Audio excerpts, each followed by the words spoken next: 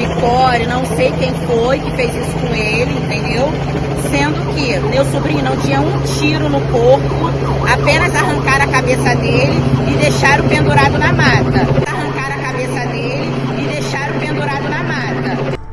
Uma imagem chocou moradores do Complexo do Alemão nos dias seguintes à mega operação mais letal da história do Rio de Janeiro. Na mata da Serra da Misericórdia, um corpo foi encontrado caído no chão.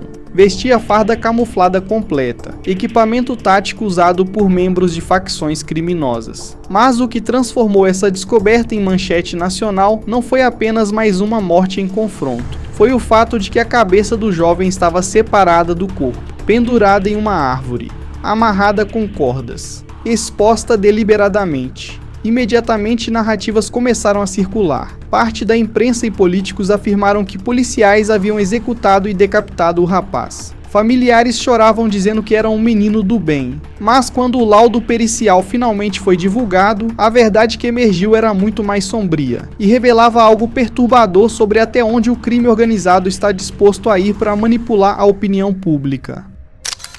Na madrugada de 28 de outubro de 2025, as forças de segurança do Rio de Janeiro deflagraram a operação mais massiva já vista nos complexos da Penha e do Alemão.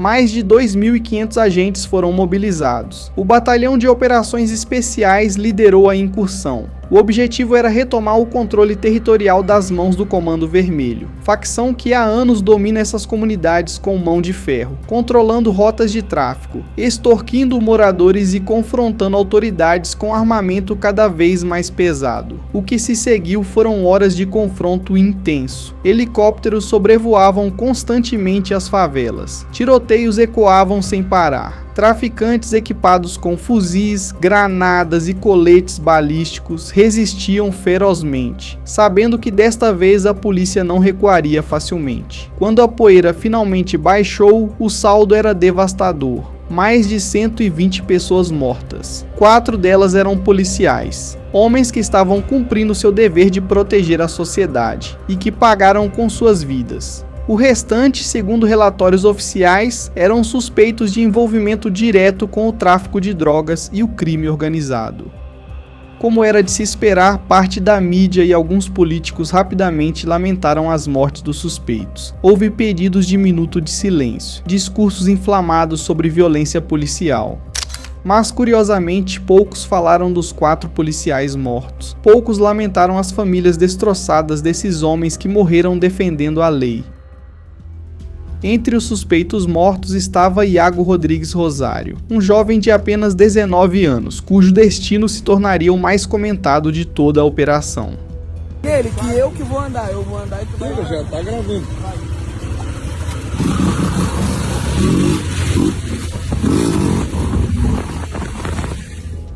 Iago acumulava mais de 2.000 seguidores no Instagram. Seu perfil era uma vitrine de ostentação. Ele postava fotos com motos de luxo, BMWs reluzentes que claramente não eram compradas com salário de trabalhador comum. Exibia fuzis de assalto, armas de guerra que custam dezenas de milhares de reais no mercado negro. Aparecia fumando maconha abertamente, sem qualquer preocupação com consequências legais. Era o estilo de vida que para muitos jovens da comunidade parecia sinônimo de poder e sucesso. Segundo informações da Polícia Civil divulgadas pela coluna do Metrópolis, Iago era apontado como integrante ativo do Comando Vermelho. A inteligência policial identificou conteúdo relacionado à facção em suas redes sociais.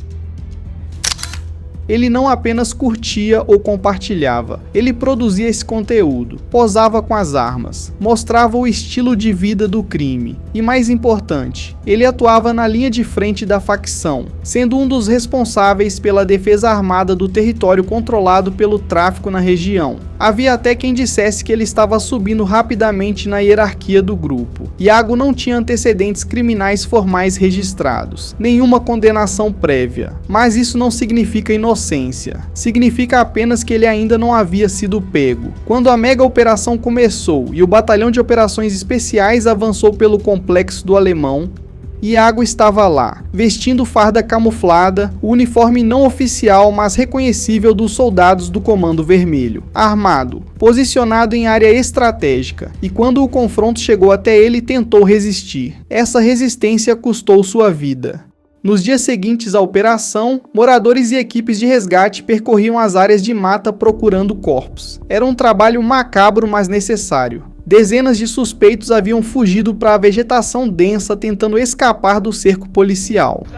Não é uma mata super fechada, mas não é fácil de fácil entrada e íngreme, né? Muito inclinada para quem decide subir. Muitos foram alcançados ali, e foi durante uma dessas buscas que a cena mais chocante foi descoberta. O corpo de Iago Rodrigues Rosário estava caído em uma clareira, mas sua cabeça não estava com o corpo. Estava pendurada em uma árvore próxima, amarrada com cordas, exposta de forma grotesca. Vídeos começaram a circular nas redes sociais mostrando moradores recolhendo a cabeça e colocando dentro de uma sacola plástica. As imagens eram extremamente fortes, impossíveis de mostrar em qualquer plataforma. A brutalidade da cena era inegável, e imediatamente narrativas começaram a se formar. Grupos de direitos humanos afirmaram que policiais haviam executado e decapitado o jovem. Políticos fizeram pronunciamentos indignados sobre barbárie estatal. A mãe de Iago chorou em câmeras dizendo que o filho só tinha 19 anos, que era apenas um menino, que ele se entregou aos policiais, mas mesmo assim foi espancado e decapitado. Ela afirmou que ele não tinha marcas de tiros no corpo, apenas a decapitação brutal. O discurso era claro, a polícia havia cometido um crime hediondo contra um jovem inocente, mas havia um problema fundamental com essa narrativa. Ela estava prestes a ser completamente desmentida por evidências forenses incontestáveis.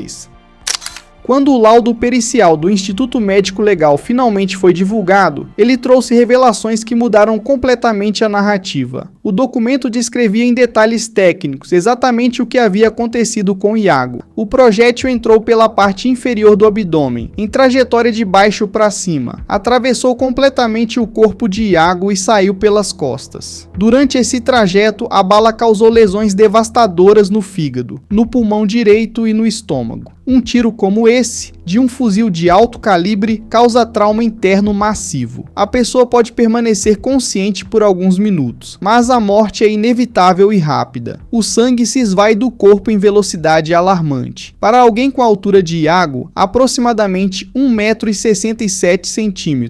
O tempo médio para perder todo o volume sanguíneo após um ferimento desse tipo é de poucos minutos. E aqui está o detalhe mais perturbador revelado pelo laudo. Quando a cabeça de Iago foi separada do corpo, o sangue ainda circulava. Isso significa que a decapitação ocorreu muito pouco tempo após o disparo que o feriu mortalmente. Minutos, talvez menos. O laudo descreveu a causa oficial da morte como secção medular cervical, múltiplos ferimentos cortantes e fraturas dos ossos da face.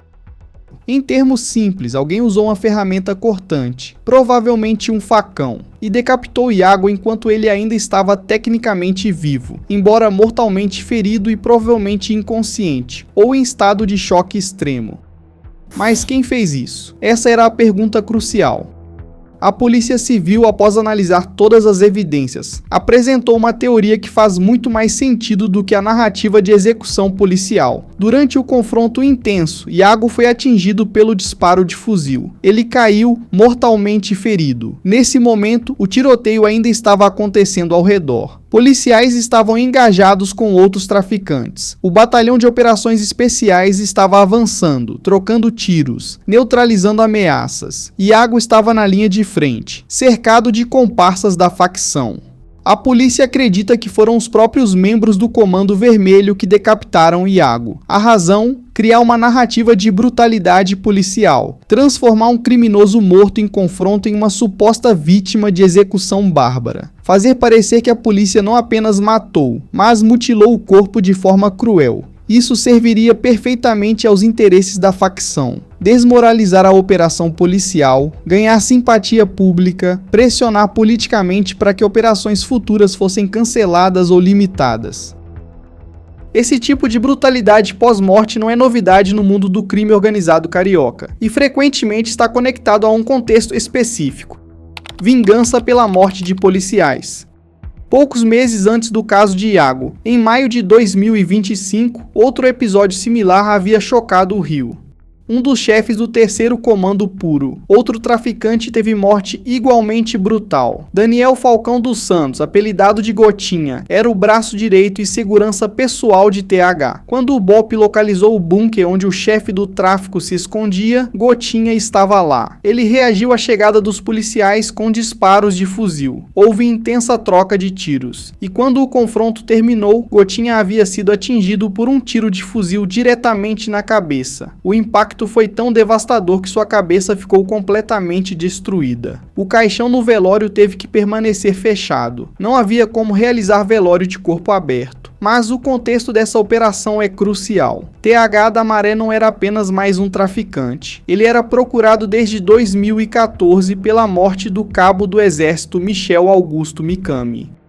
Também estava envolvido na morte do soldado da Força Nacional Hélio Messias Andrade, baleado em 2016 ao entrar por engano no Complexo da Maré. E mais recentemente, em julho de 2024, 2 policiais militares do BOPE foram assassinados. A partir daquele momento, a inteligência da polícia trabalhou incansavelmente por 8 meses, rastreando TH, mapeando seus movimentos, identificando suas rotas, até finalmente localizá-lo e neutralizá-lo. Durante coletiva de imprensa após a operação, o secretário de Polícia Militar do Rio, Coronel Marcelo de Menezes Nogueira, levantou-se e mostrou a ficha criminal de TH. A folha impressa tinha aproximadamente 5 metros de comprimento, 227 anotações criminais, 17 mandados de prisão em aberto. O secretário de Segurança Pública, Victor Santos, foi direto. A operação foi um sucesso. Ela foi pautada por inteligência. Desde a morte dos 2 PMs do BOPE, a inteligência não parou de trabalhar para identificar e prender esses criminosos. Gotinha morreu porque estava protegendo um homem responsável pela morte de múltiplos agentes de segurança, além de haver relatos de que Gotinha tinha tirado a vida de um dos policiais do BOPE semanas antes, e postado uma foto vestindo a farda nas redes sociais. A tentativa de transformar Iago Rodrigues Rosário em Marte é sintomática de um problema maior. Existe um esforço coordenado para humanizar criminosos enquanto desumaniza policiais. Quando Iago é morto em confronto, imediatamente surgem narrativas sobre um menino de 19 anos, que não merecia isso. Sua família aparece dizendo que ele era do bem, que não estava envolvido em nada. A mídia publica manchetes dramáticas sobre brutalidade. Mas onde estão esses mesmos políticos quando policiais morrem? Onde está a comoção pela família do cabo Michel, assassinado em 2014? Onde estão as manchetes sobre os 2 PMs do BOPE mortos em 2024? Onde estão os minutos de silêncio pelos 4 policiais que morreram durante a mega operação do Alemão? O silêncio é ensurdecedor. Parece que há uma hierarquia de vidas. E nessa hierarquia perversa, a vida de quem defende a lei vale menos que a vida de quem a viola. O Batalhão de Operações Especiais foi direto em sua nota oficial. Todos os indivíduos que permaneceram na mata durante a operação estavam armados e ligados ao tráfico. A ação teve como alvo criminosos em confronto, não moradores inocentes, mas essa clareza é ignorada por aqueles que preferem acreditar em narrativas convenientes.